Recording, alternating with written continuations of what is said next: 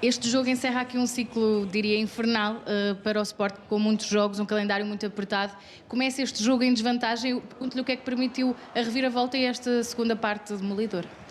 Primeiro os adeptos, que não só na reação quando sofremos o gol de bater palmas e puxar pela equipa, mas eu na primeira parte senti que o estádio mesmo assim esteve tranquilo. Nós falhámos algumas tabelas, alguns maus passes, mas senti sempre que as pessoas confiavam que nós íamos dar a volta.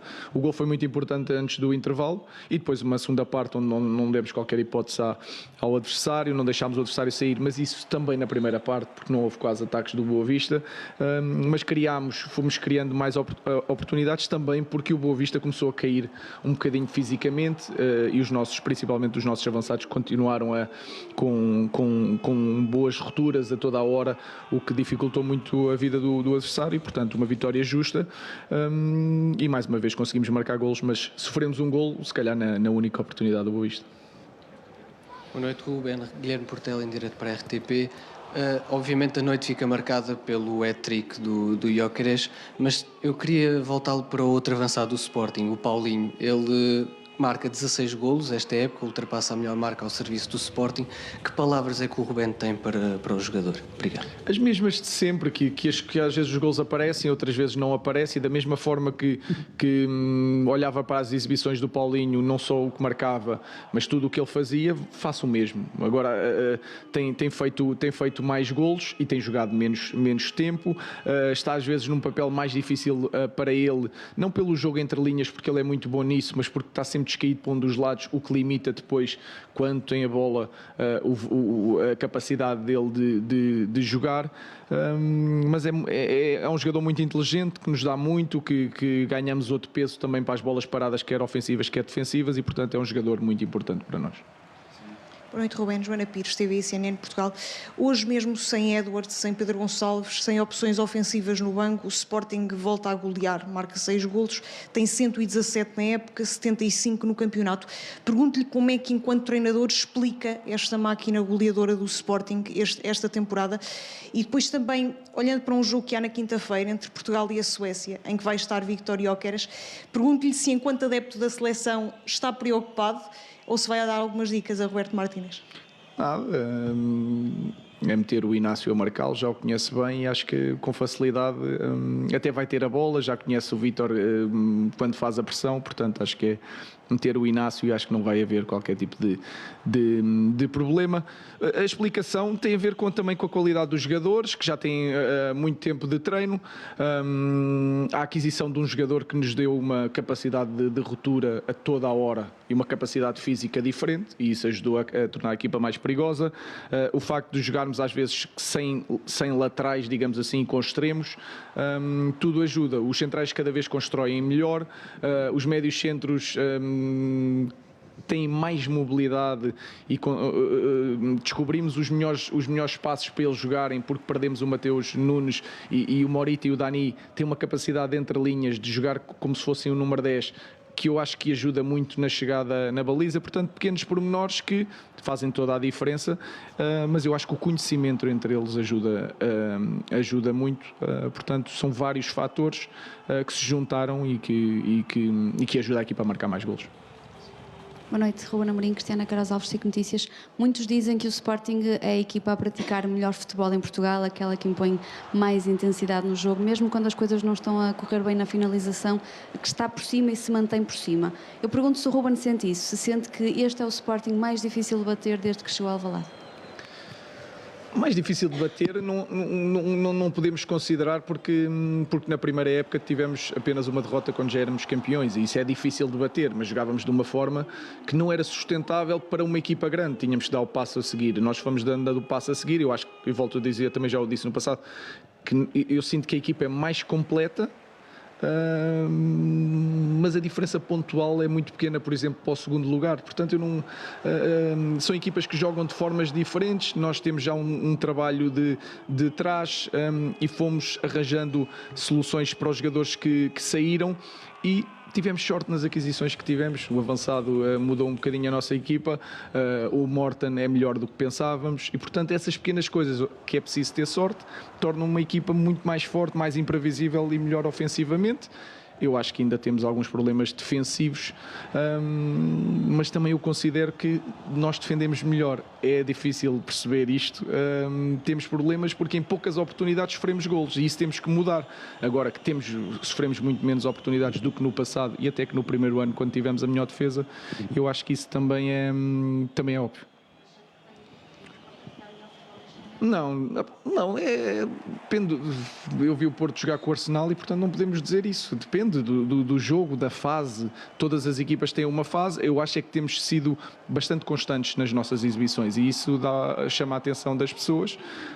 E temos marcado muitos golos e isso, as pessoas querem ver golos e quem marca mais golos geralmente as pessoas dizem que joga melhor, é mais atrativo e, portanto, eu não gosto de falar dessa maneira. Eu acho que estamos bem e os outros também.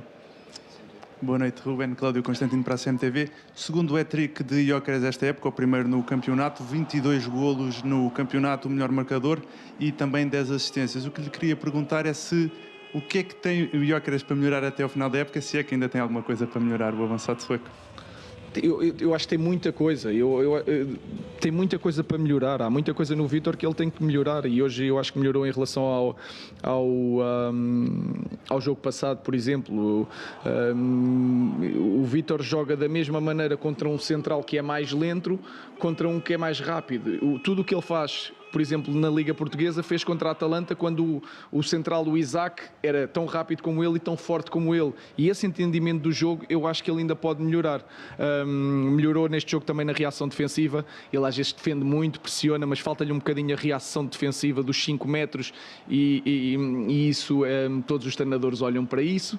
E, portanto, há muitos pequenos pormenores que o Vítor pode melhorar, porque é muito novo. A primeira ligação ele também pode melhorar. Agora, também eu estar aqui a falar das coisas que ele pode melhorar, realçar aquilo que ele nos dá. Estica sempre a equipa, deixa-nos descansar, ganha faltas. Muitas vezes as equipas têm que substituir os centrais ou porque têm amarelo ou porque estão cansados. Isso dá uma dimensão à equipa completamente diferente. Portanto, eu diria que ajuda-nos muito, tem feito muitos golos, mas isso também reflete a capacidade da equipa do Sporting de isolá-lo às vezes, a quantidade de vezes que os nossos jogadores conseguem meter um passo onde ele fica 1 para 1. Portanto, é uma coisa ajuda a outra. Mas respondendo diretamente, eu acho que o Vítor tem muita coisa para melhorar. Boa noite, Ruben Amorim. Bruno Sousa Ribeiro, em direto para a TSF. Duas perguntas, se me permite. O Sporting esteve a perder quase toda a primeira parte. O que é que pensa um treinador quando olha para o banco e vê um guarda-redes, 4 defesas centrais, 2 laterais e 2 médios, sem nenhum jogador de ataque? E depois pergunto-lhe também, vários jogadores do Sporting se têm lesionado, Vítor Gyökeres tem resistido. É a morte do artista, como se diz na gíria, Vítor Gyökeres, lesionar-se agora nesta fase da época? Isso não vamos saber, se Deus quiser. Mas só se lesionando é que nós saberíamos. Agora, obviamente que era difícil substituí-lo, mas como é difícil substituir o Pote, como é difícil substituir outros jogadores, mas sim, eu diria que era um problema grande o Vítor ter uma lesão, mas não tem, também já foi poupado, também é um jogador, volto a dizer, enquanto todos em cada lance se sprintam para trás, ele é o único que às vezes fica um bocadinho, portanto vai fazendo essa gestão, ele comanda o esforço dele, quando está muito em esforço para um bocadinho, e um médio centro ou um Pote nunca para, ou seja, se eles meterem a bola ele tem que ir atrás dele porque ele é um médio, digamos assim, portanto isso ajuda a gerir também o jogo e a escolher os momentos de fadiga alta, digamos assim, portanto acho que o Vítor vai aguentar até ao fim. Em relação à primeira pergunta, não, nós podíamos fazer várias coisas, podíamos ter metido, porque faltava-nos um jogador junto ao Nuno Santos na primeira parte, podíamos ter posto o Reis e o Nuno para a frente e jogar com os dois, jogar com a relação que eles têm. O Dani joga muito bem entre linhas, podíamos ter posto o Dani para a frente mantendo o Morton, podíamos ter posto o Jani para a frente e metíamos os Gai vinha para dentro e criava ali dificuldade e, portanto, há muitas nuances que nós podemos fazer com os jogadores que temos, recuperar os outros que nos dão outra qualidade e opções, mas mesmo assim, olhando para aqueles jogadores defensivos que estavam lá dentro, nós podíamos tornar a equipa diferente dentro daquele, com os mesmos jogadores. Boa noite, Ruben Amorim, Miguel Cordeiro em direto para a Rádio Observador. Gostaria de perceber o que é que se passou com Yulman, porque a mudança ao intervalo e também qual é o estado de Trincão, que saiu também já nos minutos finais do encontro. O Trincão tem um problema no pé e quando a medicação começa a perder o efeito na segunda parte, ele cada vez que bate na bola tem um problema no pé e portanto vai ser avaliado. Ele amanhã tem que ir à seleção e depois irão fazer a avaliação dele. O Morten tem vindo a fazer muitos jogos e já tinha amarelo. E qualquer transição poderia levar o segundo amarelo. E nós, para salvaguardarmos isso e para usarmos o Dani, que jogou muito bem com a Atalanta, foi muito difícil deixá-lo de fora, porque queríamos também ter essa opção de metê-lo mais para a frente e tentar mexer com o jogo. O Morita estava mais fresco, ficou ele a tapar as transições e o Dani veio dar muita qualidade também entre linhas e, portanto, foi essa a ideia. Um jogador mais cansado, com amarelo, numa equipa que só fazia transições, salvaguardar o ficar com 11 jogadores. Boa noite, Ruben, Futebol Record. Queria perguntar, depois do primeiro golo, do 1-1 até se viu o Ruben a pedir calma, a cabeça aos jogadores. Queria perguntar se acha que na primeira parte houve muita ansiedade do Sporting e até se essa foi a ideia que passou, o intervalo, a mensagem que passou para haver essa parte dominadora. E outra questão em relação aos guarda-redes, agora na pausa, os 3 guarda-redes que têm trabalhado com a equipe principal vão para as seleções, neste caso o Diogo Pinto, Francisco Silva e o Franco Israel. Se haverá hipótese, queria perguntar se algum deles se é dispensado da seleção ou até se há esperança de que cada possa voltar nesta pausa, pelo menos ao trabalho de relevado. Obrigado. Eles estão na data FIFA e eu acho que não vão abdicar dos jogadores e, portanto, teremos outros para treinar e eles vão fazer o seu trabalho na seleção. Já tem trabalho com o Vital e, portanto, está tudo controlado, digamos assim. Em relação à intranquilidade, eu não achei nada. Achei que a equipa manteve a sua forma de jogar, falhámos algumas tabelas, tivemos algumas bolas entre linhas que não decidimos bem, tivemos um gol anulado por fora de jogo, mas as ligações estavam a entrar. Acho que faltou um bocadinho de um jogador no lado esquerdo para ajudar o Nuno. O Paulinho às vezes aparecia lá, mas sendo um avançado é diferente e, portanto, não achei nada a equipa ansiosa, até achei a equipa tranquila. Só que ainda me lembrei do gol da Atalanta e assim que marcámos junto ao intervalo, o importante para mim era ir para o intervalo, pelo menos em igualdade, para ser mais fácil transmitir a imagem e foi isso. Boa noite, Mister. Bernardo Santos, Bola na Rede. A primeira parte foi muito complicada para o Sporting, como já analisámos aqui. Queria-lhe perguntar se no intervalo pediu aos jogadores para trazer o tal ADN de Leão para dentro do campo, porque na segunda parte foi arrebatadora a sua equipa. E depois queria perguntar também se estes números desta goleada são muito importantes depois do desaire contra a Atalanta. Isso são muito importantes porque é sempre bom fazer muitos golos, sofremos mas principalmente porque temos tantos ataques que temos que dar sumo, digamos assim, ao trabalho deles. Depois, a primeira parte foi complicada, mas foi sempre controlada.